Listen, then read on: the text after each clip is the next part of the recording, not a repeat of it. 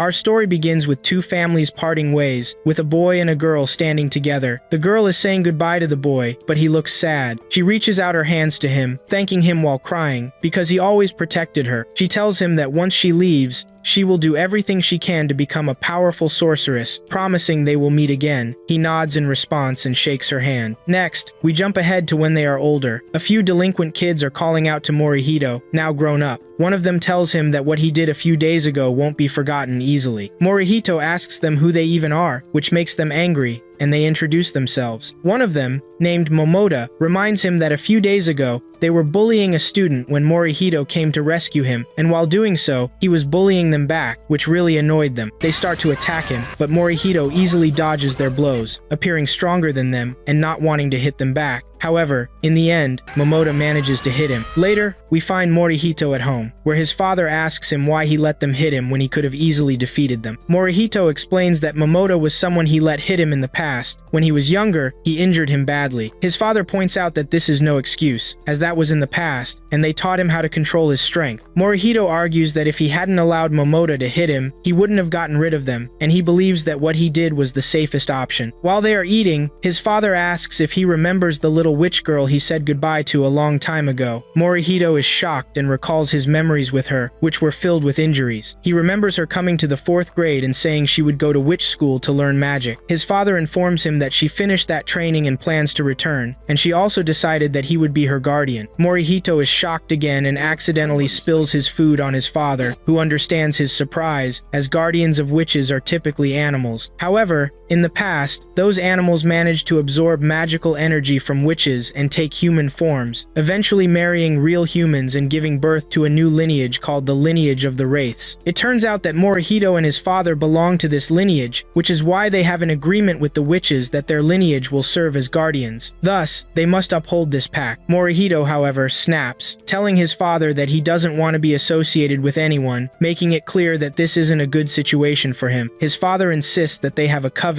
and he must abide by it. Morihito gets angry and suggests his father be her personal guardian instead. His father explains he would have done that, but unfortunately has a very important work trip and is leaving tomorrow. Morihito calms down and continues eating as his father finishes the story, stating that Nico will be staying in the City of Witches for personal reasons, meaning he and Nico will be living together here alone. Morihito is even more shocked and spills his food on his father again, who accuses him of doing it on purpose. Morihito reflects on the matter. Next, we switch to Nico, who is returning to the city, feeling really happy and hoping Morihito is doing well. We go back to Morihito, who is sitting in his room, reminiscing about memories with Nico when she couldn't even pronounce his name, calling him Moi instead. He thinks to himself about how much she has matured. Suddenly, Nico breaks a window in his room and falls in front of him. Morihito is shocked, thinking she is a thief, but she apologizes, saying that she lost her balance and fell in. When she gets up, she introduces herself as Moi, and Morihito is shocked by how she looks, with her telling him she kept her promise and they met again. They share a nice moment, but Moi interrupts, saying they need to clean the room right now. While cleaning, he mentions that he can't believe she made such a problem right from her arrival and broke the glass. Nico becomes very embarrassed and tries to help him, but he insists she should just rest, giving her some cookies to eat. As she eats, she looks at Moi, noting that he has grown into a handsome young man, but he is still as straightforward as before. She begins to imagine things in her head, and Moi interrupts her thoughts, saying he knows everything happened suddenly, but he is sure they can manage their problems. She apologizes for everything happening so suddenly, explaining her mom chose everything for her, and he reassures her that it's not a big deal since they have a pact they must adhere to. The important thing now is to clear the glass. She tells him she can fix it with her magic, and when he asks if she's serious, she replies that of course he doesn't know she's a witch. She explains that to use the spell for fixing the glass,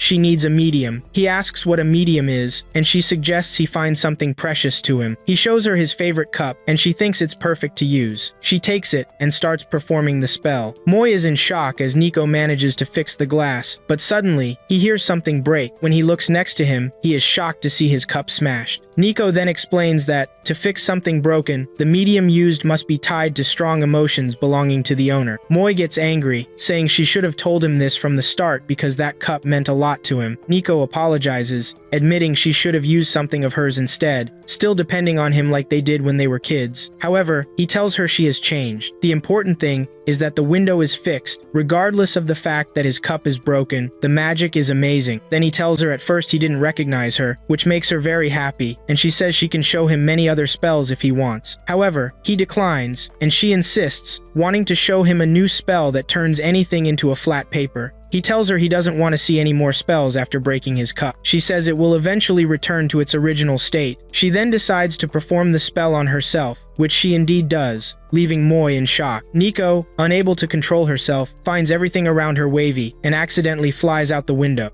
Moi was shocked by what happened and said that Nico was still being reckless as usual. He tried to catch up with her but couldn't grab her more than once until she got stuck in a narrow corridor. Moi couldn't get her out, so he asked her to wait until he fetched a broom to pull her out. She told him that the spell's duration was about to end, and if she didn't get out of that corridor, she would really become a flat woman. Suddenly, Momoda appeared and asked Moi what he was doing in front of his house, wondering if Moi came to get revenge on him. But Moi said seriously, "I urgently need a vacuum cleaner. This situation is extremely dangerous." Momoda reacted coldly and asked if Moi wanted to fight or what. Moi remembered when they were kids, how Momoda punched him and broke his arm. Then Momoda and his friends came and beat Moi hard in front of Nico, who had no reaction despite having the strength to fight back. Afterwards, his dad told him that he acted correctly. Moi asked his dad why they had the strength of ghouls anyway, saying it was bad. His dad explained that he could get training to control his power, emphasizing that strength is important because it makes its owner strong-hearted. After that, we see that Moi was furious and used his power. Momoda felt scared and thought Moi was going to kill him, but at the last moment, Moi used his power to break the wall and managed to pull Nico out safely. Nico returned to her normal self at just the right moment. Momoda was stunned to see Nico again, and she greeted him by saying, "Hello, grassfish." Momoda got angry and said they had to fix his wall now, or he wouldn't spare them. Moi asked Nico if she could fix the wall, and she said she could but needed something valuable from its owner. At that point, Moi decided to use Momoda's hair for the spell, and indeed, the wall was fixed, leaving Momoda bald and confused about what happened. Moi and Nico then left, and Nico apologized to Moi for what happened, asking if it was a mistake to use Momoda's hair. Moi reassured her that they were now even. She agreed, and Moi continued, saying everything ended well, and now they needed to go home. Suddenly, Nico stopped and said she wanted a favor. It turned out she wanted to buy clothes, and ended up buying a lot, making Moi wonder about the amount as he carried it, feeling like his arm was going to break. She joked that he shouldn't say that because he's a strong ghoul. Then she said she would cast a spell to help him, and the spell made things really light. When Moi tried to carry the items after Nico's spell ended, he was shocked by their lightness and told Nico that her magic was incredible and very useful, which made her extremely happy. She started walking, and Moi thought about whether she was really ready to let the whole town know she was a witch because that would attract attention and put her life at risk. Nico retorted, asking what he wanted her to do. Stay locked in the house? Moi said that would be good and would reduce the risks. She replied that she understood his thinking but pointed out that there was a rule among witches that they had to help people, and also that spells from novice witches like her were unstable, so interacting with people would help stabilize her skills. Staying alone would only make her sink into dark magic. He told her it was better for her to interact with people while using magic, and she agreed, knowing it would be hard for him, but it was like completing her training so she could become a powerful witch capable of helping others. Moi smiled, thinking that Nico's dream was wonderful, and he had to help her achieve it. He said, "Okay, I'll be your guardian, and I'll help you with whatever you need." Nico was stunned by his reaction and began to think about how to act if they started dating. Meanwhile, a fire broke out in one of the towers, and there was a woman calling for help. Nico decided to assist her, but Moi tried to stop her, saying it would be dangerous, especially with so many people around. Nico reminded him that she had previously told him that she would use her magic to help others, and pulled out her flying broom. Moi decided to help her and told her to fly on the broom while he rescued the woman. They began to execute their plan amidst the crowd's shock. Moi asked the woman to throw things to them, and when she did, they almost fell to the ground due to the load's weight. Nico used her lightness spell to make Moi lighter, and they saved the situation at the last moment. But it seemed the spell also affected Moi's mind, causing him to say strange things, and that's when the realization hit that the lightness spell makes people cheerful. The woman was shocked by what was happening, asking how they were flying like that as if it were normal. They began explaining it to her, but while they were flying, the lightness spell started to wear off, and they were about to fall again. However, they managed to land safely, and were celebrating their descent as the woman thanked them for saving her life. Then Nico remembered they had left the belongings and decided to go back to get them. They said goodbye to the woman and left, while she was astonished by what had occurred. After that, we switched to Moi and Nico, who had returned home and were exhausted from carrying the heavy items, which felt heavier than usual. When Nico read the spell book, she discovered that it had side effects from the lightness spell, which affected both Moi and Nico, causing them to collapse to the ground. Later, Moi and Nico were grumbling in frustration because they hadn't expected their day to turn out like this, with all these incidents happening. Eventually, they got ready for bed, and Nico said to Moi that their new life would officially begin tomorrow, hoping he would take good care of her during this period. He told her not to say such weird things and to go sleep in her room. Nico replied okay, and before heading to her room, she thanked him for what he did that day, saying it was amazing that he could control his power now, implying he must have gone through tough training. He confirmed that. Then, he started remembering what his dad said about a disaster happening to Nico within a year. Moi was shocked by this, and his father explained he knew due to Nico's father being a seer who could see the future, but they didn't have details about what exactly would happen. When Moi tried to figure out a solution for the disaster, he realized that Nico needed a guardian to survive. Moi pondered how to save Nico from what was coming while she looked at him with affection.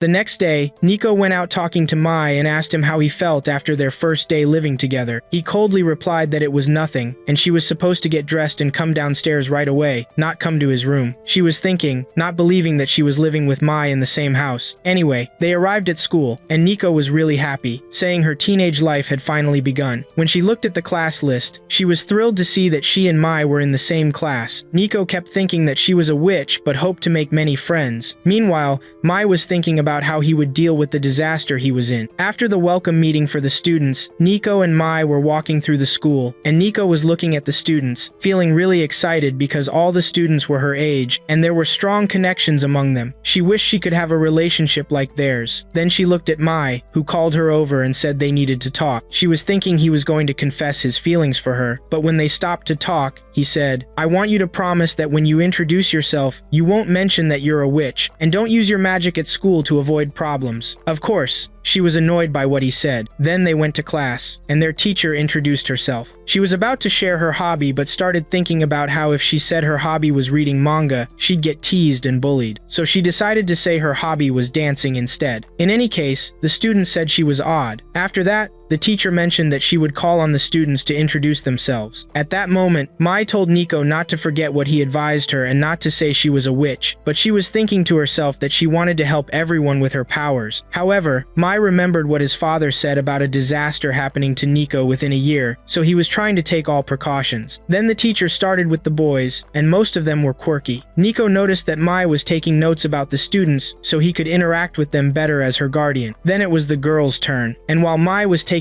notes, he made a mistake. When he started to erase it, the eraser broke, and he looked sad and very tense. Nico was thinking about how to help him because he looked so down, and she started to imagine that if she helped him, he might change his mind, love her more, and let her use her magic freely. She decided to use a spell that could turn anything into something bigger. She started explaining the spell, and then began to execute it, but by mistake, she hit a part of Mai's hair. Indeed, that part grew wildly, and when the teacher saw it, she exclaimed, "Has John Freaks enrolled in our school or what?" She was nervous and couldn't believe what she saw. Nico was also scared and didn't know what to do, deciding to reverse the spell by doing the same spell again. But when she tried, she accidentally hit Mai's head instead, making his head gigantic. Mai didn't notice what had happened during all this time. Then another student began to introduce himself and told some jokes that made everyone laugh, even Mai. When it was Mai's turn to introduce himself, the teacher looked at him and was alarmed. She thought to herself that she was sure this was all just a figment of her imagination since she had stayed up late last night. Nico was trying to reverse the spell again, but this time, she accidentally hit his arm. At that point, Mai noticed what had happened and looked at Nico, who was showing signs that she was the one who did all this, and was also trying to apologize to him. When he stood up to introduce himself, he was trying to hide his arm, and all the students were puzzled by his way of standing and talking. Mai thought to himself that now everyone would think he was odd. However, things went well. Afterwards, Mai put his arm in front of Nico for her to reverse the spell and return it to its normal size. But at the same time, it was Nico's turn to introduce herself, and when she stood up quickly, she accidentally hit herself with the spell and became enormous. Everyone in the class was terrified. At that point, she introduced herself and said she was a witch, which made Mai very frustrated. But the teacher explained explained that they had been chosen by her mother to be witches from the start, so it wasn't a surprise. Nico was standing there looking sad, while everyone was casting curious glances at her. Mai thought to himself that he wanted her to have a friend, but after what happened, he didn't think anyone would want to get to know her. After school, Mai offered to take Nico home, and she agreed, but one of her classmates called her over and invited her to walk home with them and stop at a restaurant on the way, and Mai agreed, making Nico happy.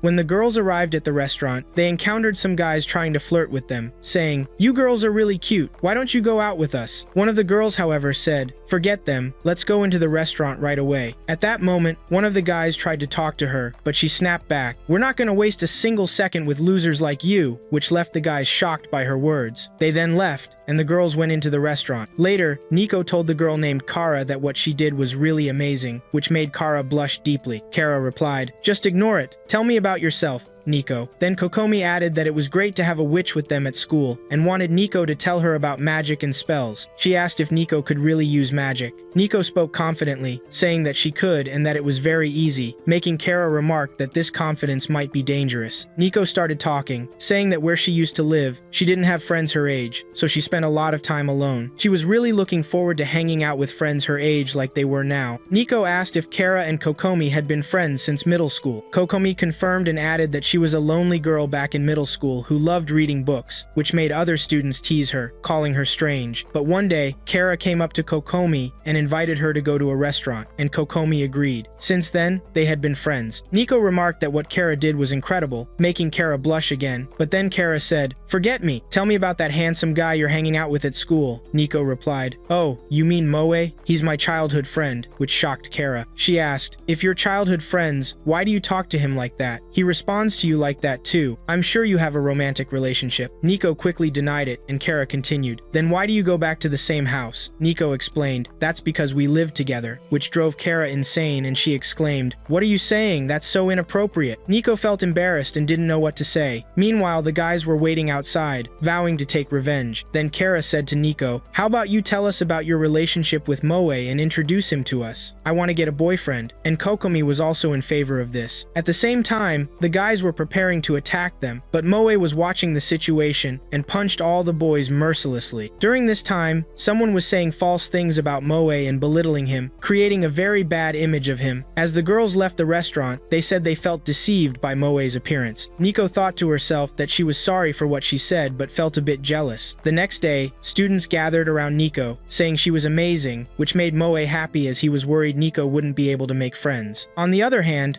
some boys were also asking Moe to introduce them to Nico. Kara was asking them to show their magic, making Moe angry about it, but Nico was really excited and started using spells. When the teacher walked in and saw the state of the classroom, she exclaimed, "Did I walk into a castle from an anime about demon slayers or what?" Then the teacher began to talk, saying she thought she had entered the wrong place but understood what happened and didn't want any more fooling around. She started explaining the lesson and then told them they needed to do some sport called futsal, but the students protested. However, she said, "We don't have to exhaust ourselves. We can use Nico's magic to help us." All the students agreed to this, but of course, Moe was angry, saying magic shouldn't be used for fun. But in the end, they went down to the schoolyard to start things up. Nico was trying to explain the rules and began using her magic. After that, she made everyone fly, and they couldn't believe what was happening. Each student used gravity magic in a way that reflected their personality, but in the end, they all blended in and used magic in one way. The teacher watched in shock and amazement, and some students from other classes were watching what was happening and wishing to join them. Afterward, Moe asked Nico if she was okay, because he was sure she was using a lot of magical energy. She said, "Don't worry, I'm fine. I can recharge my magical strength by eating some food. What matters to me most is that everyone is enjoying it, because I was destined to be born as a witch, and I'm happy to make everyone enjoy my magic."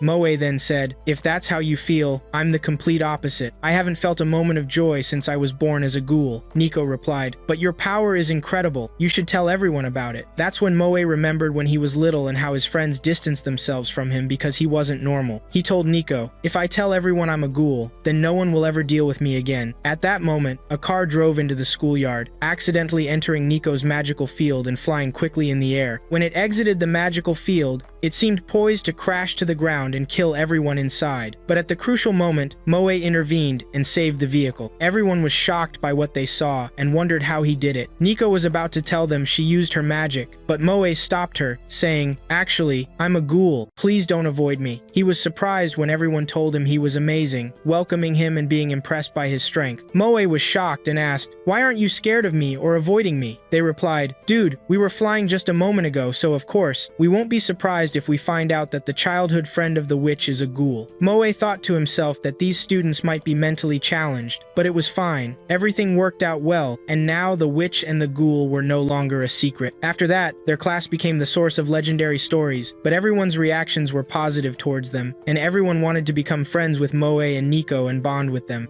Then we see Mama Nico using the prophecy book, laughing mischievously as she says she's gotten used to this annoying laugh. We learn she's using her power to predict what will happen, and the book starts by mentioning some numbers that correspond to words on certain pages and lines. By gathering these words, Mama Nico will predict the future. When she finishes reading, she finds out a dog and raindrops will cause a disaster. Next, we move to Moe, who is preparing a cup of coffee. He mentions how much he loves this calm routine, and even though his cup broke, he got a new one that looks great. He enjoys these peaceful moments on the weekend. Then Nico wakes up. She's trying to get Mai's attention, thinking to herself about how great her pajamas are, but he shows no interest, looking spaced out. Nico wonders why he's reacting this way. She expected him to say something. Mai then tells her that just because it's a holiday, she shouldn't be lazy and to change her clothes right away, which makes her complain that he's worse than her mom. He points out that all her clothes look the same, shocking her. She argues that all her outfits have different shapes but similar details, making her look alike. She sees how today's girls are always fashionable and shows him a magazine with new styles, but admits she doesn't have any. It's no surprise Mai looks disinterested. Nico thinks she needs to put more effort into keeping up with today's trends, but decides to use magic instead. She casts a spell to turn the clothes in the pictures into real clothes, but since the clothes in the pictures only show the front, the back of the clothes that appear is transparent. Nico is unsure of what to do,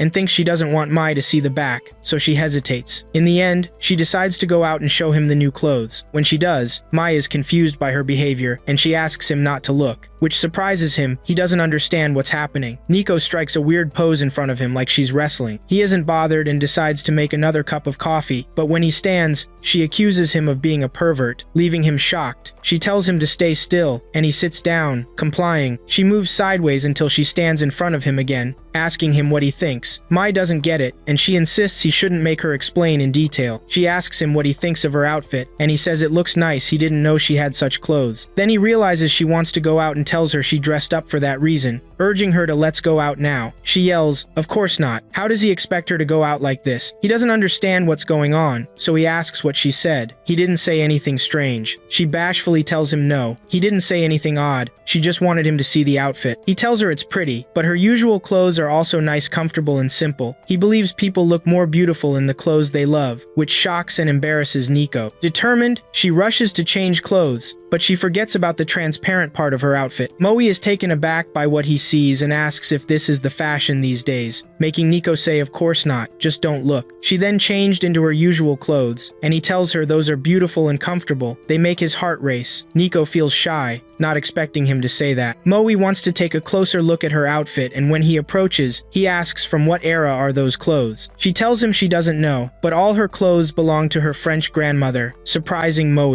He states he knew they were from the 20th century and valuable. Then Nico realizes why Moe's heart raced when she wore that outfit, and tells him that, of course, her heart races because those clothes are of high quality, and they can't find clothes like that anymore. This makes Nico upset, and she reminds him that her coat belonged to Adolf, and it's from the 40s. Nico then expresses her amazement at him. His heart races over vintage clothes, but not when he saw her in transparent ones. In response, Moe shows no reaction, saying her clothes were transparent but he didn't see anything. This makes Nico upset. She tells him they live together under one roof, and he doesn't care at all, always sitting alone. She thinks since she got here, he's been dead because the house became noisy. Moe admits that's partially true. shocking her, and she decides not to speak to him for the rest of the day. It said Moe always lived with his dad, and the place was always quiet. But he found that noise isn't necessarily bad. He continues, telling Nico to wear the clothes. She feels comfortable in all outfits are suitable and beautiful when worn right. He just got excited because he thought their taste in clothes was similar. He mentions he is going to make dinner and eat out, which makes Nico happy. Later, some packages arrived at their house, all for Nico. Moe asks what all the stuff is, and she explains it contains some books and manga. He notices one package addressed to him, and Nico tells him it's definitely from her mother, leaving him curious. Inside the package, there was a letter, and he began reading it. He learned that Nico's mom now lives in a village called Yuzunkyo in Japan because there were witch hunts, and this city became the new home for witches. Nico's mom decided to settle there because predicting requires a lot of magical energy, and she stays to increase her power to reach the complete prophecy and understand what's happening with her daughter. That's why she asks Moe to protect her daughter during this time. Nico's mom says he has always helped her since they were kids, so she hopes he takes good care of her daughter. Afterward, Nico wanted Moe to help carry the things, but he told her she needed to take some responsibility and move them herself. This made her realize Moe's sense of responsibility increased when he read her mother's letter. Nico was about to use magic, but Moe warned her not to because of the side effects that happen when they use spells, telling her not to use magic for this. She argued back that she had a spell that had no side effects and began using it. Once she finished, another version of Nico appeared, but when Moe looked, he noticed that both Nico and her copy became shorter. When Nico tried to lift a package, she couldn't, so she asked the other copy to help her, making Moe angrier as he exclaimed she hadn't done anything, and that this spell was a failure. They were two of them, but only carrying one box. Moe thought that he should watch the two copies instead of just one and was upset about it. Nico then had the idea to split the two copies into two more so they could finish the task faster. Indeed, there were 4 versions of her, but they still could only carry one box, which made Moe even angrier. In the end, he decided to carry the packages himself, finishing the task quickly. Nico's copies teased Moe,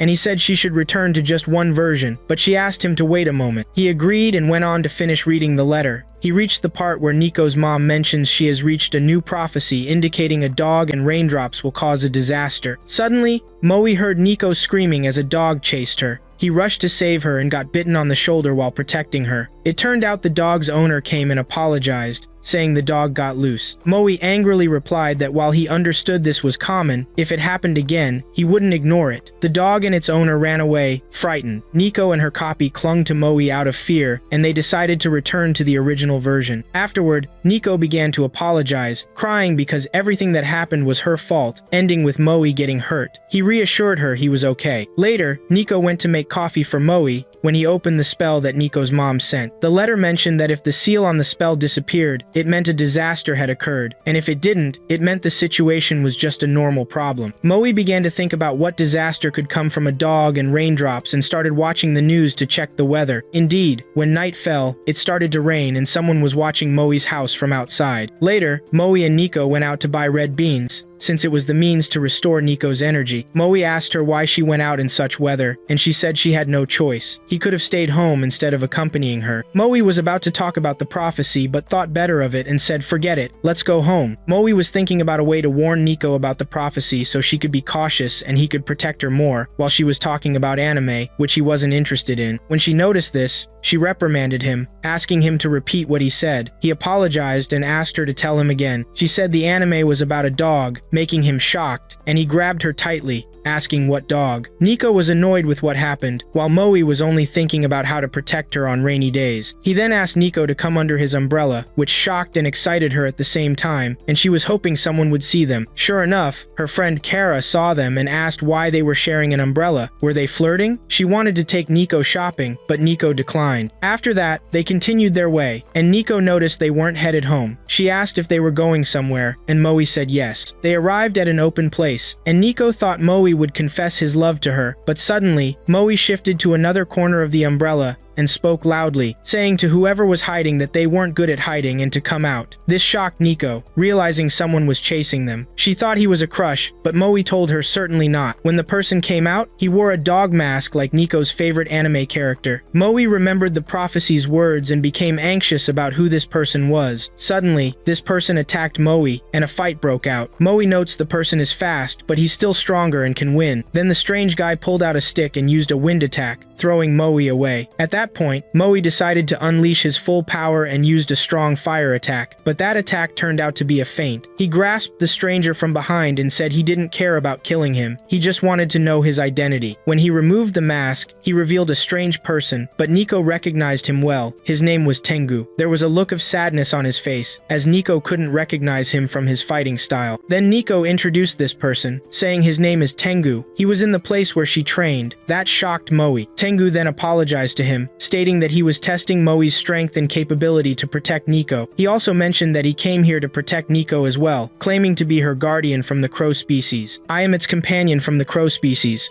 After that, they all went home, and Tengu was very happy because he saw Nico after a long time. Meanwhile, Moe seemed upset. He tried to talk to Tengu and called him several times, but Tengu ignored him and only spoke to Nico. They were reminiscing about their memories and how they met in the mountains when Tengu's dad and Nico's dad became friends. That's when Tengu and Nico easily formed their friendship and spent a lot of time playing together when they were kids. Then, Tengu started talking about Nico in an embarrassing way, which made her blush and want him to stop. At that point, Moe interrupted and said to Tengu, "You still haven't talked about the important things, like what brought you here." This prompted Tengu to say he found Moe boring and annoying. Tengu then mentioned he was here because Nico asked him in the past to be her guardian. At that moment, Tengu had finished his special burger and wanted another one, so Moe got up to get him another. After finishing that, he approached Tengu and threw it at his forehead, making Tengu's forehead burn as he yelled, "Moe, are you blind? What did you do?" Moe coolly replied, "Your forehead was so wide, I thought it was a plate." Then Moe told him to forget about that and asked if he was really Nico's guardian. Why was he hiding? Tengu replied, "I don't talk to monsters." Moe then said, "If you don't talk, I'll make you talk my way." Tengu nervously asked, "How will you do that?" Moe got angry and asked Nico to use any spell to make Tengu talk. Nico then turned Tengu's umbrella into a talking entity to reveal the truth. The umbrella said that in the past, monsters and Tengu were like oil and water, totally incompatible, but now, their relationship had settled a bit. Tengu got angry and asked Nico what she did, to which she replied that she used a spell to make inanimate objects speak. Moe then realized what was happening and said to Tengu, "So you're hostile towards me because of this? That's annoying. This is the first time I've heard about it, but my dad told me about Tengu before, so you're not a stranger to me." Tengu angrily replied, "That's what I mean. You monsters always belittle Tengu and don't care about them at all." Moe looked at him coldly and Tengu said, "Stop looking at me with those cold eyes, or I might cry. What's wrong with you, monster? Why are you treating me like this? The Tengu always suffer and die while the monsters don't care about them at all." Moe replied, "The reasons for your hatred are trivial. You talk as if your dad told you not to lose to anyone, because in fairy tales, it's always the monsters that get praised. Even in anime, they call it Demon Slayer. Why isn't it called Tengu Slayer? And I say your dad read a lot of manga because the best part for him was seeing demons being cut, and his favorite character was the demon." Tengu then said that the sake he drinks was called Monster Slayer. Moe got furious and said, "I've heard enough about your dad. Why talk to me about someone who loves reading manga about killing demons? None of this matters to me. Just tell me why you were hiding." Tengu explained, "I wanted to do something great, which is to protect Nico without needing a monster, because if I did this, all the glory would be mine, and the Tengu's reputation would rise, and all the monsters would bow to us." Moe then said, "So that's why you were so prepared on this rainy day." Then Nico said, "You've always protected me, even when I was at school. Thank you for what you did, Kan." It seems that Kan was his real name. Kan replied, "Don't worry about it. I'm from the escort creature race anyway, and if fate calls me, I will respond." Then the umbrella said, "Don't be fooled by his words. I'll tell you the real reason behind what he does. Lady Ibuki settled all his debts, and he owes her a lot of money." Kan then grabbed the umbrella and shut its mouth. After that, Kan showed signs of regret and started to tell the truth that he had spent all his money on games and nonsense, and he borrowed money from everyone he knew until he found himself drowning in debt. He tried to escape,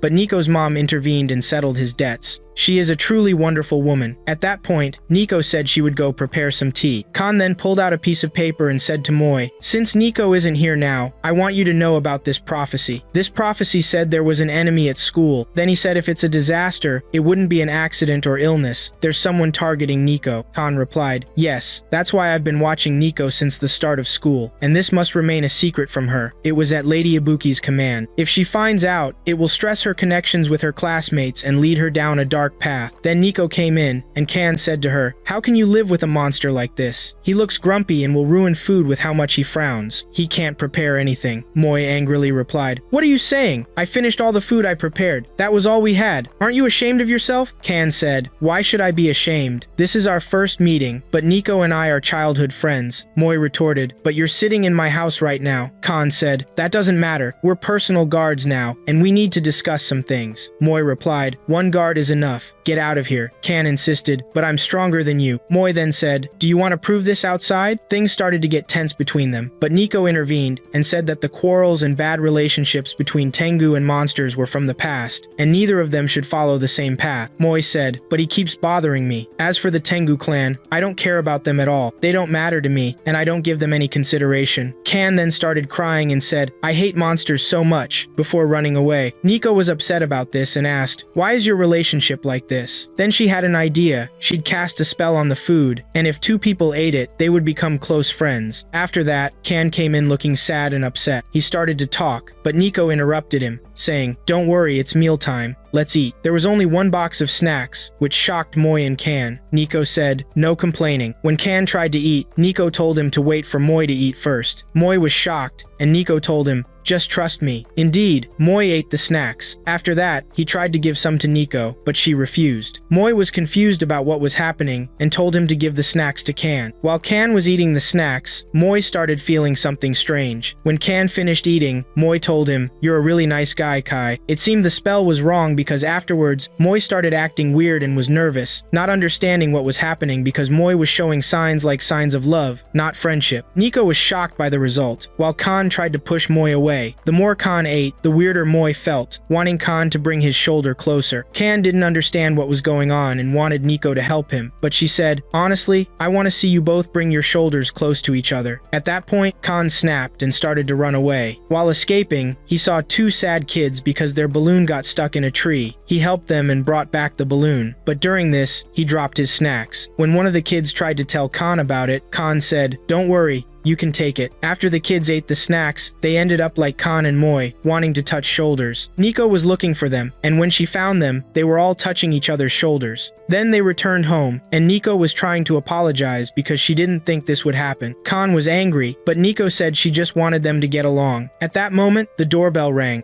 Nico went to open the door, and suddenly she screamed. Moi ran to her quickly, and when they looked at her, she was in pain, saying that after she opened the door, she went to put on some clothes her mom sent her, and suddenly the outfit became tight. Out of nowhere, someone with eyes appeared and started talking, saying, "Oh, daughter of the witch, I've caught you at last," saying the enemy could use magic, which surprised him. When he tried to get closer to Nico, the outfit tightened even more, and Nico was in pain. The monster then spoke, saying it could control the size and firmness of the outfit, and it had now restrained Nico's hands, preventing her from using any spells. She was completely under its control. The magical monster then kidnapped Nico and started flying away. Moi tried to follow her, but Kan calmed him down, telling him to take it easy and asking how he would catch someone who could fly. He said to wait a bit and leave it to him. Kan then used his power to control all the crows around and told Moi that all the crows were his friends and would provide them with all the information they needed. Kan then asked one of the crows if it had seen a girl flying, and the crow responded positively and began flying toward her. Moi and Kan started following the crows to reach Nico. Nico was trying to escape from the monster, but it was useless. Then she started saying she was sure Moi would come to rescue her because whenever she got into trouble anywhere, Moi always found her and saved her. Returning to the present, Amuri managed to reach Nico while the monster said it was draining Nico's energy to fly, and they wouldn't be able to catch up to it. Moi asked Kan if he could fly since he was from the crow family, but Kan told him they had lost their wings just like the ghouls had lost their horns after several generations. Then a parachute appeared, scolding them for leaving her behind, but Kan told her to stop, saying Nico was in danger. Suddenly, Moi had a plan and remembered when Kan used his power and knocked him down. He looked at Kan and said they needed to cooperate. Indeed, they started cooperating, and Amuri reached Nico. The monster then transformed into a solid form and told Moi that he couldn't do anything to him now, but Moi said that was exactly what he was waiting for. He attacked with a real real assault, defeating the monster and managing to save Nico. However, they were about to fall to the ground when Khan activated the wind power again and saved them. Moi fell hard and told Khan he did it on purpose, but then he started looking at the outfit, which turned into fabric, and he wondered what the monster really wanted. Nico thanked Moi, saying, "Thank you. You always save me from all the problems I cause." Moi responded, "This time it wasn't your fault, and we need to be careful from now on." Then Quan leaned closer and whispered in his ear that this monster wasn't the catastrophe, because when they looked at the paper with the seal, they found the seal still intact, which meant this monster was not the catastrophe and also had nothing to do with the prophecy of the rain and the dog. Nico was upset, asking if these things would happen over and over again. Moi reassured her, saying, "Don't worry, we'll be by your side. Don't worry about anything." While they were talking, Khan surprised them by saying he would move in with them. Of course,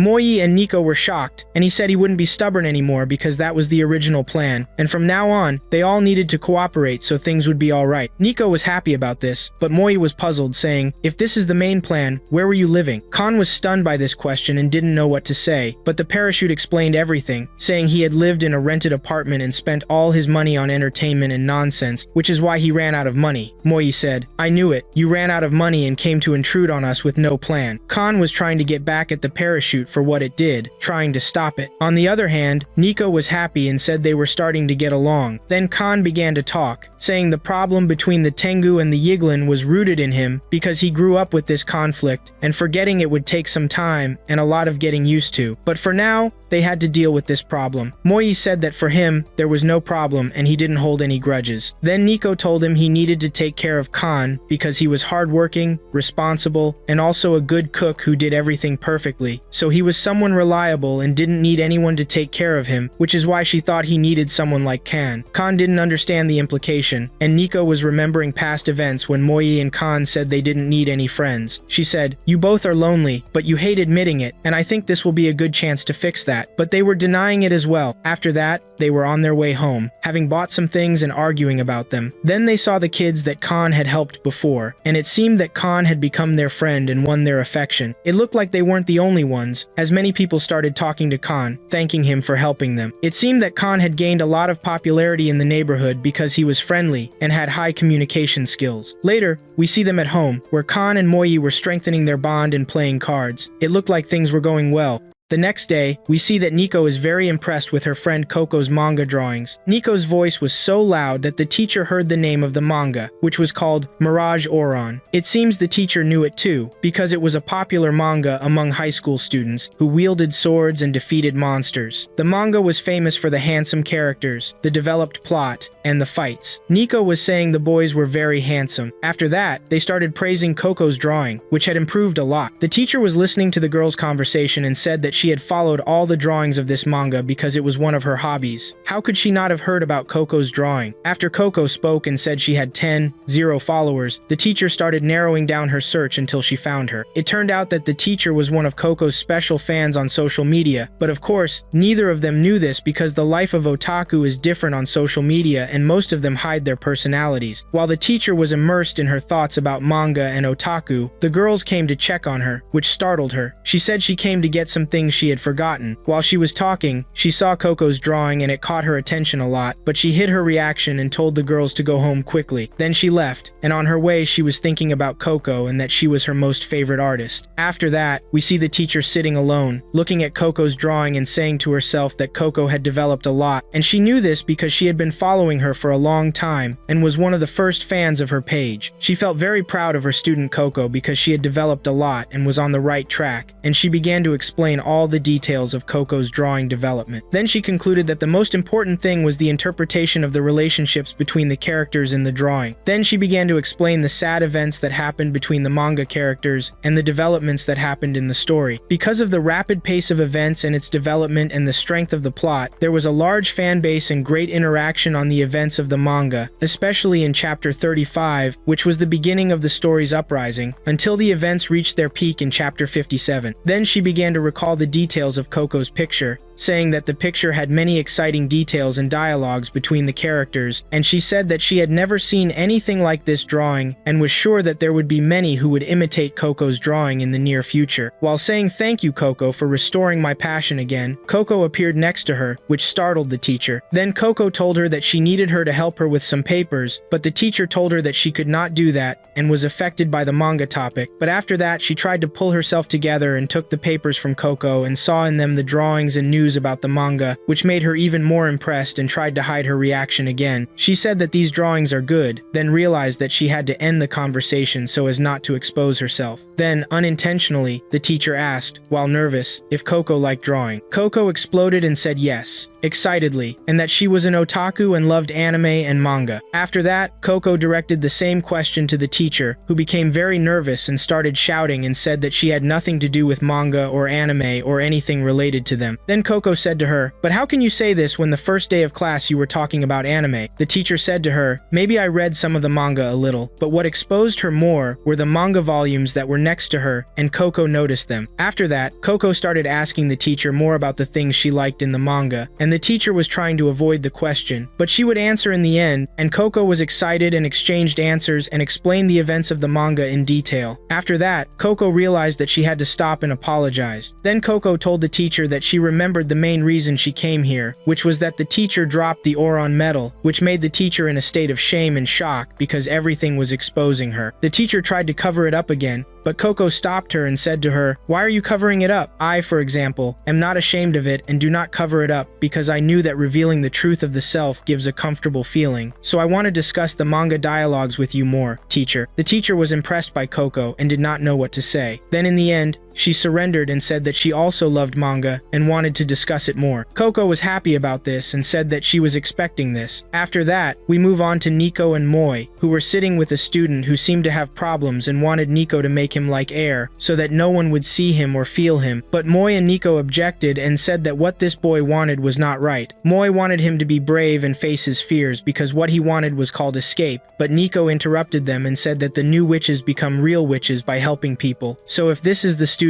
wish, she wants to achieve it for him. It turned out in the end that all he wanted was a spell to make him invisible when he went to the bathroom, which shocked Moi and Quan. The student tried to explain to them that he was being bullied because he went to the bathroom at school a lot when he was young, and the boys were bullying him and he felt embarrassed. Moi, Quan, and Nico sympathized with him and understood the matter. They were talking about Nico and it seems they forgot about her. Then suddenly they felt her presence again, and it turned out that she had cast a spell on herself to make herself almost invisible and unnoticed. She said that she would also cast this spell on the student, Hera. She actually did this and he thought he had become invisible, but they told him that he was still visible. Nico explained to him how to use the spell, and when he did what she said, he actually disappeared for them and understood how the spell worked correctly. Then they went to class and Hara was very tired and his stomach hurt and it seemed it was time to go to the bathroom. Then he decided to use the spell and Moi encouraged him, but there was a problem, which was that he did not know if the spell was working or not. He tried to get up from his place and made a noise, but no one noticed. Then he knew that he had disappeared and began to sneak out to go to the bathroom and was able to leave the classroom with difficulty and was crying with joy because the spell had worked. But after that, he faced a problem, which was the gym teacher with his supernatural senses who was about to catch him through his smell, but Moi intervened and saved him at the last moment and distracted the teacher, and Hara succeeded in going to the bathroom. But he was facing another problem, which was his inability to lower his pants, because if he moved his hands, the spell would end, and everyone would notice his disappearance, but what saved him was the bell of the end of the class. He finally succeeded in going to the bathroom and thought that the other students would bully him because they noticed that he was in the bathroom, but they had become adults and apologized to him instead. After that, Hera went to Nico and thanked her, and told her that he would not feel embarrassed after this, and would raise his hand and go to the bathroom normally in the future. Then he apologized to Nico for making her use her magic in a silly matter, but she told him that she loved helping people and this was the most important thing for her. Suddenly, Nico's magic stone glowed, which indicates that she had developed when helping Hara, and they were all happy about this. Then Nico thanked Hera because he was the reason for her development, and said that she wanted to continue listening to people's concerns and helping them until she developed more, and they were all happy. Then we see that there is a strange girl watching them from the top of a tree outside the school. After that, they went out to return home, and there was a cat watching them. While they were walking, the teacher appeared, and it seems that he needed help, and they went with him to his car, and he said that whenever he tried to turn on the engine, there was a cat that made him stop. Then Moi lifted the car, and the cat ran away in terror, and the problem was solved, and the teacher and students were impressed by his strength. After that, it turned out that the cat was the same girl who was watching them, and her name was Nemo, and she was staring at Moi and saying that she wanted to make him her familiar. Then one of the students asked her if she was looking for someone. Then she became nervous and ran away. Then we move on to Quan, who was bullying Moi. Moi said to him, "Why all this? Are you still jealous of me, or what?" Quan tried to deny this and said that he was angry because people depend on Moi. Then Moi was sure that Quan was jealous of him. Even Nico was acting strangely, and it seemed that they were jealous of him. Nico was frustrated because she wanted to help people like Moi. Then Quan noticed the cat and tried to flirt with her, he and Nico, but she was moving away from them and was angry and was saying to herself that her goal was Moi because he was known in their field, because he gained chi powers at a young age, and it was a shock for her when she knew that he had become Nico's familiar because this is different from the custom, and she thought that Nico had cheated to make him her familiar, and she was very jealous of Nico. But this girl was very sad because she was very shy and could not talk to boys, and was blaming herself for this and saying that she was a gloomy person and maybe she should go back home again. But she decided not to give up and said that she would change and would make Moi her familiar until her mother recognizes her as a member of the elite family. After that, we see that Nemo followed them to the house and entered with them and was sitting next to Moi, and Nico was trying to flirt with her and touched her, which made her feel goosebumps, and she ran away. Quan tried to flirt with her, but she ran away from him too and suddenly found herself standing on Moi's feet and felt a flutter in her heart. Then Moi said that he had a lot of experience in raising cats and that he loved raising them, so he will show Quan and Nico how to deal with the cat. He actually started touching Nemo gently, and she felt comfortable and was not bothered by Moi's approach or touch, and relaxed completely, and was saying to herself that it was the first time she felt this feeling. Nico and Quan were feeling jealous of Moi because he was able to tame even the cats, while Nemo was completely relaxed and felt comfortable and reassured. She remembered that the ancestors of the ghouls were tigers, so she was trying to escape from Moi, but she could not because she was completely relaxed. But she had to escape from under his hand because if she slept, the disguise spell would end, and she would return to her human form again and they would discover her, but she did not have any power until she slept and transformed into a human, and everyone was shocked by this. But the surprise was that they were shocked because Quan completed his set of games and did not notice Nemo's transformation into a human. Then Nemo crept away and was able to escape, but Moi said that he felt that he would see her again soon. Then we see Nemo, and she is tired from escaping and says that the next time she sees Moi, she will make him her familiar.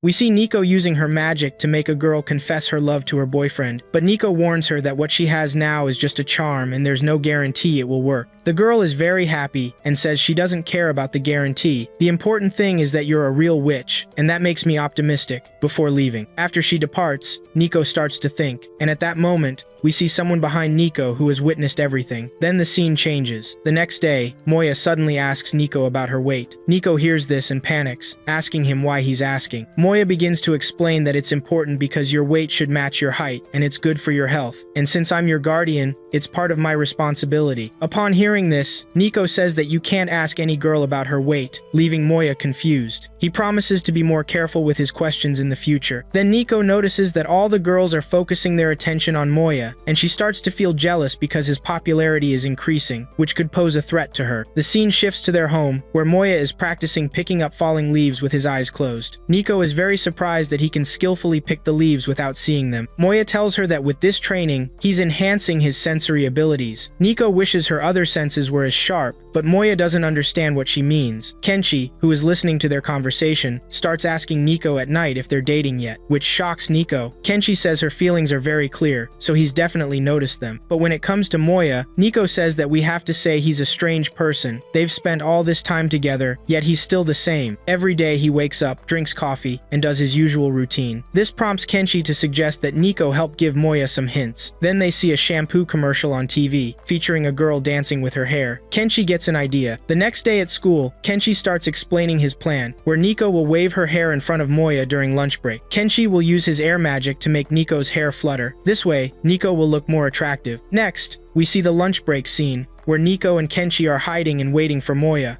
When Moya arrives, Nico starts signaling to Kenshi. With a gust of wind, Nico enters, and when Moya sees her, he's astonished and says, "Why is there wind?" even though his eyes remain blank. After seeing Moya's eyes, Nico begins to signal more to strengthen the wind. On the other side, Kenshi is very excited and capable of understanding the signals, boosting the wind to the point where Nico starts to float like a ghost, which alarms Moya, who begins to wonder what's happening. Meanwhile, Nico asks if she looks beautiful. Suddenly, their teacher walks in, looking worried to see Nico in that state. But thanks to the strong winds, the girls' measurement papers fly into the air. When the girls hear that, they get scared. At that moment, Moya jumps and gathers all the papers without looking at them, which makes the girls admire and be attracted to him even more. On the other hand, Nico's plan completely fails. Even when they get home, all the girls are bidding farewell to Moya, making Nico feel even more jealous. She tells him he's become more popular among people, and he's definitely happy about that. Moya replies that he doesn't care about it because he's focused only on his goals and training since childhood,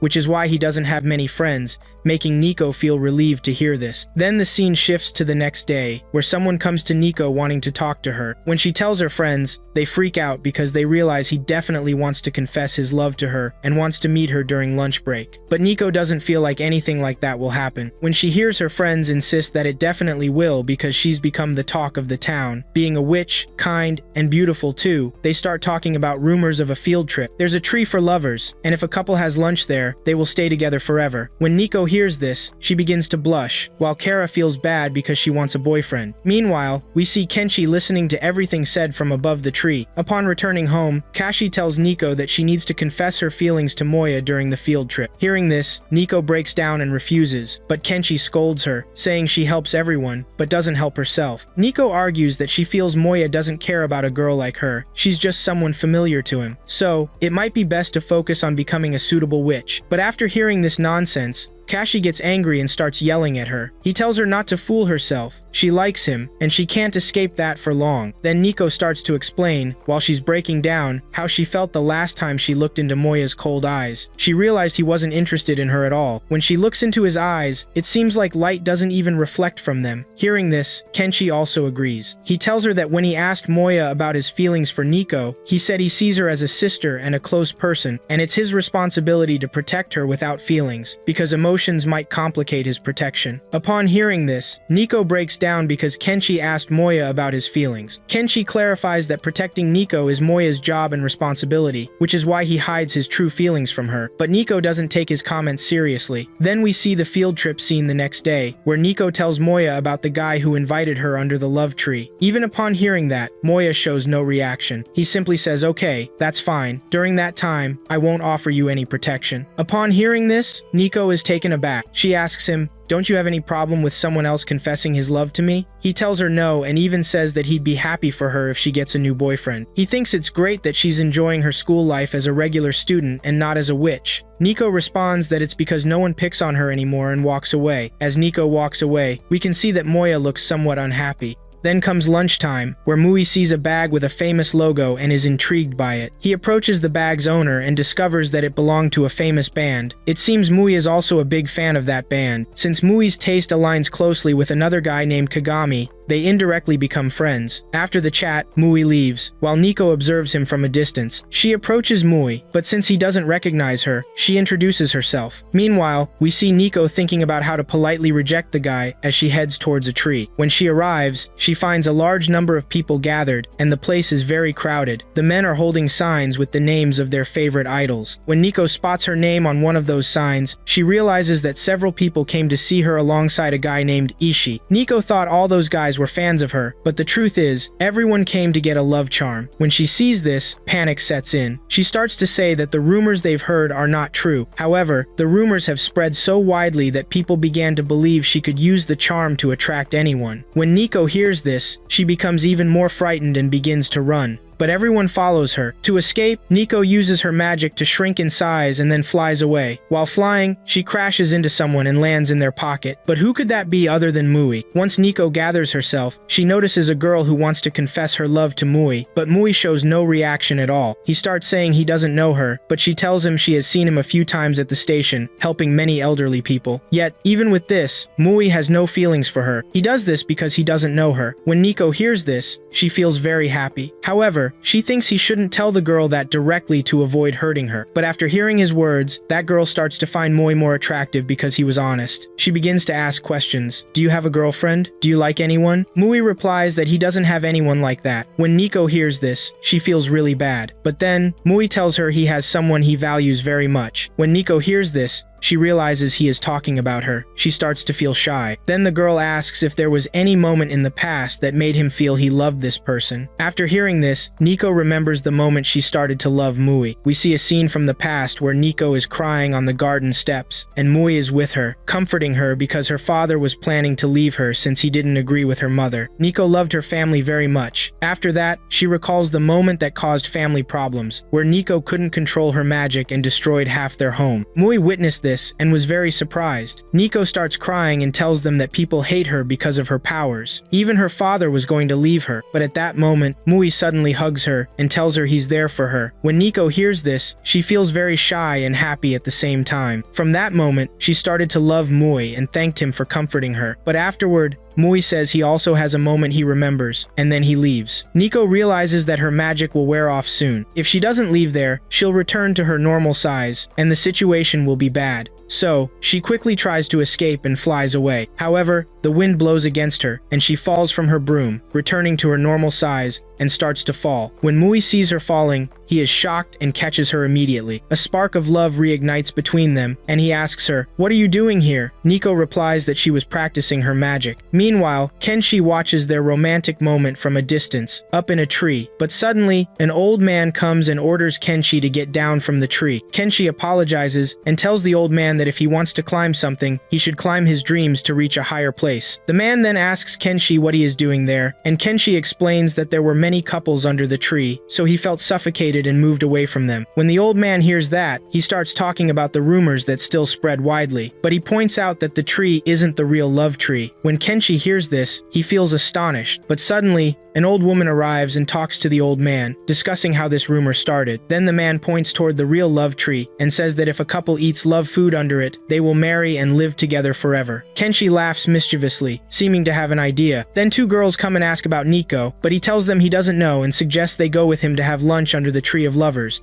Nico was recording a video with Kan, and Nico was very shy, but there was nothing special, they just wanted to sing a song. Once the song started, Mui showed up and began yelling at them because it was late and he wanted to sleep. We learned that they were doing all this to upload the video on YouTube. Then they explained to Mui that they had opened a YouTube channel and thought they could easily make money from it. But Mui called them stupid, saying they couldn't become famous that easily. However, they were extremely confident, caring only about making money. Mui asked about the dumb person who told them this, and they mentioned their teacher Ali on YouTube, from whom they got all this information. Mui said that when he saw the teacher, he looked like a fool. After that, he checked their channel, which had very few subscribers. They also had no views at all. Even the thumbnail they put up wasn't attractive. Then, he started looking at their videos, which were horrendous and really bad. Kan recorded the video from an incorrect angle, so there was no clear view of the game. At the same time, he talked nonsense excessively. Meanwhile, Nico was dancing to kids' songs, which was super embarrassing for Mui, and he couldn't watch anymore. After that, he watched an unboxing video where they were struggling to open a box for some reason. After seeing all this, Mui started losing it. He told them that if they kept posting videos like this, they would never make money. To attract viewers to their videos, they needed to do something special that would make people like them. Then he started checking the comments written by their classmates. There was a guy named Arashi in their class who was criticizing them in the comments, which made Kan angry. Another person said that their ideas weren't special at all, they were also nonsense. After seeing all this, Mui advised them to post content that showcases their talents and features, but Nico kept saying they had no talents. Kan suggested using their charm. Hearing that, Mui got angry and said that absolutely wouldn't happen, but he told them that if they were serious about posting videos, he could talk to someone for them. Then we moved to school where they were talking to Mogami, whom Mui met during the trip. Although they weren't good friends, they managed to chat together. Then, Mogami started embarrassing them a bit, telling them that even if they watched his videos, they wouldn't understand anything, because his videos are diverse, and sometimes he makes movie reviews. After that, he referred to himself as a weird person. After hearing everything he said, Kan got angry, but Mogami didn't stop there. He began talking about how to make videos for a long time. Kan was stomping his feet in frustration, and Mogami said that after making many mistakes, he learned a lot. After listening to him, Kan lost his mind, started yelling at Mogami, grabbed his hair, and demanded to see his videos immediately, which made Mogami upset at Kan's way. After all this nonsense, finally, the main topic came up where Mogami showed them his channel. There was nothing special about it, as he only had 83 subscribers. After that, they started watching Mogami's videos, which were visually impressive and shot from great angles. But at the same time, Mogami babbled a lot about movies and directors, giving tons of irrelevant details half the time, to the point where Kan sped up the video and got very frustrated because he wasn't convinced. Despite all this, Mui was convinced by the videos and praised Mogami's channel, telling Kan and Nico that Mogami's channel was better than theirs, which had nothing special, and Mui asked Mogami to teach these two idiots some things to improve their content. They then watched a popular video from Mogami, where he programmed a game. However, people were bullying him in the comments because the game was a joke. Plus, Mogami wouldn't stop talking nonsensically, but at that moment, Mui had an idea. Next, we moved to Mui's house where he brought Mogami and his equipment to shoot a new video. Mogami gave them some gifts that only he understood, which surprised them. They decided to start filming a video where Nico would appear playing, and Mui brought the green screen, which made them see that Mui was taking this seriously. But even though the video was about games, Kan didn't have a role in it, and Mui told Kan to step away. Then we see Mui and Mogami editing the video, and after a long time of working and editing, the video turned out great. It was a commentary by Nico on a game, filled with emotion and sarcasm. Finally, the video was uploaded on YouTube. Mui and Mogami did an amazing job on the editing, so much so that Nico thought the video was excellent. The video achieved over 5,000 views, and people loved it a lot. This made both Kan and Nico thank Mui, who looked visibly tired. Then Mui started explaining that if they used each other's strengths, they could make awesome videos, like Mogami's expertise, Kan's voice, and Nico's charm. After that, Nico became extremely happy. They then started making more beautiful videos that performed great. But after a few days, Mui asked about the video they would be filming today. But shockingly, Nico felt bored and Kan felt the same, which angered Mui. He said they were the type who only copied others and didn't last. Thus, their dream of becoming famous YouTubers ended.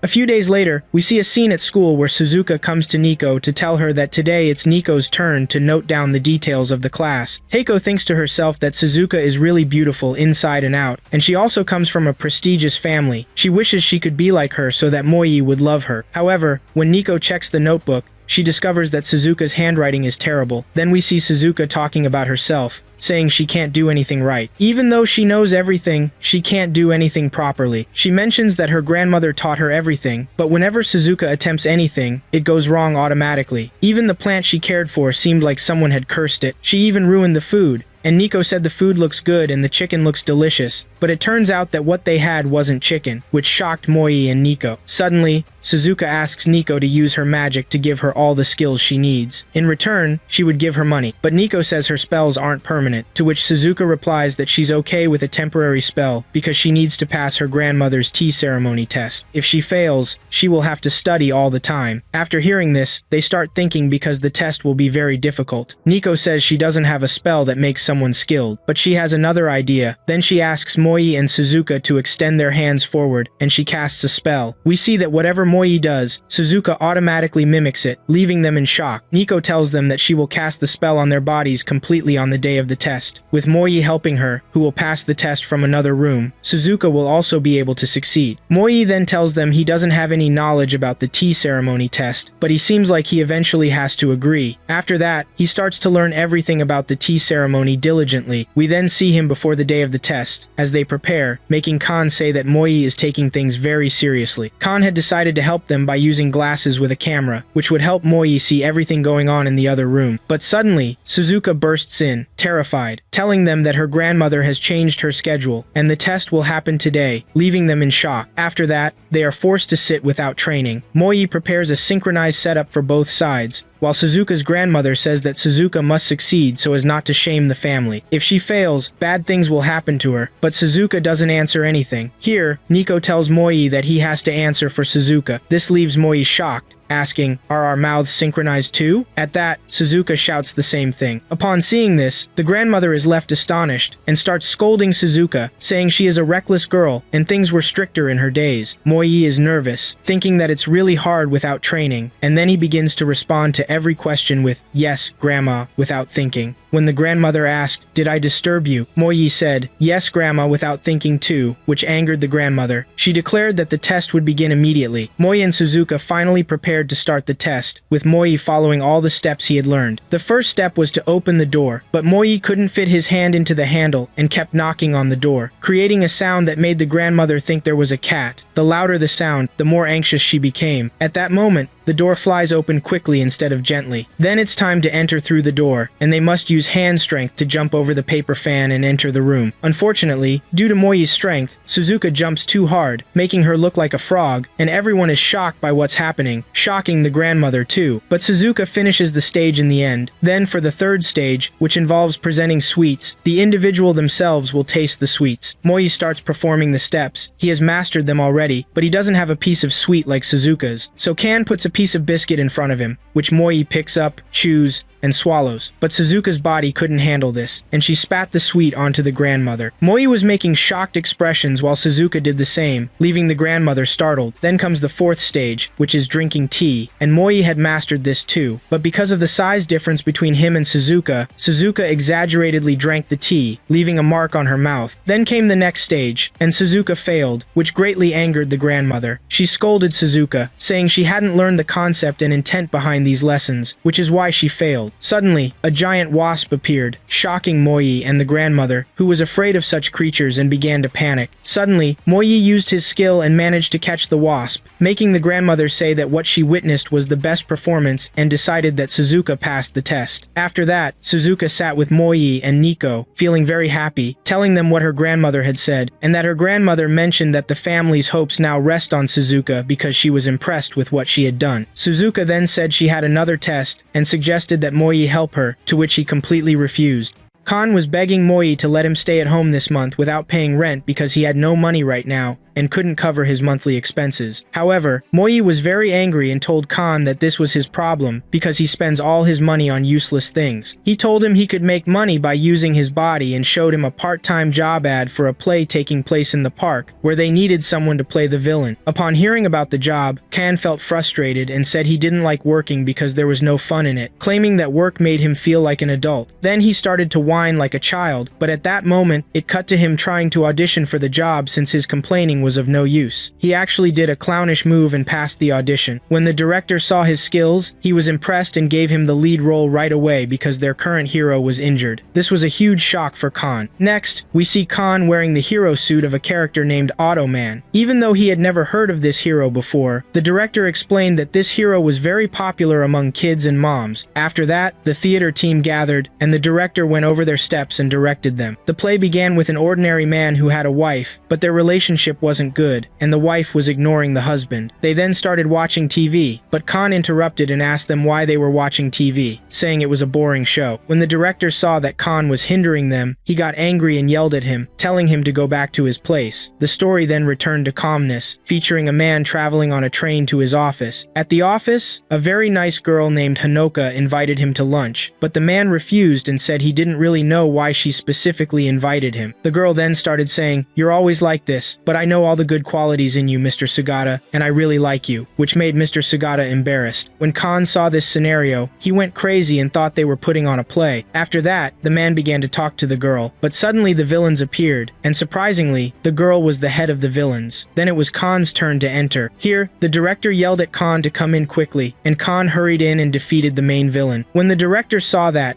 he started getting annoyed because Khan was supposed to fight the minions first and then defeat the main villain since he was the one giving orders. After that, they reshot the scene, and Khan took out the villain's minions. When the director watched Khan's moves, he said at least he could move gracefully. Then the play continued, with Mr. Sugata being scolded by his boss. When he returned home, he saw that his wife had prepared a festive table and discovered that it was their wedding anniversary, which he had forgotten. After the wife heard that, she started complaining and said she would use the same punishment again. After that, we saw that the man had been turned into a chair for his wife, and the wife was sitting while he was under her feet. When Khan saw that, he felt crazy and started screaming. At that moment, the director got angry too and began yelling at Khan. After that, a clash started between them, and the director told him that if he didn't stick to the script, he wouldn't get paid. After that, Khan was seen talking to the guy who was playing the villain. His foot was injured, and he was told that he would be assigned the role of Automan, but due to his injury during rehearsal, he was replaced. His son was very excited because this was his first role as a hero. When the son found out that his dad wouldn't do the role, he started crying. He had even bought some toys for him in advance, but now he couldn't do anything. He would do his best as the villain. At that point, Khan thought to himself, he felt sorry for him because it's very bad when parents break their promises. Then he told the guy to quickly call his son and tell him that he was Automan. On the other hand, it turned out that Moi had heard all of that and was very happy with Khan's behavior. After that, we directly see a scene from the play where Khan and the guy completely changed their costumes. As a result, they began talking about strange things in the script, which shocked the director because what was being said wasn't in the script. Even Nico,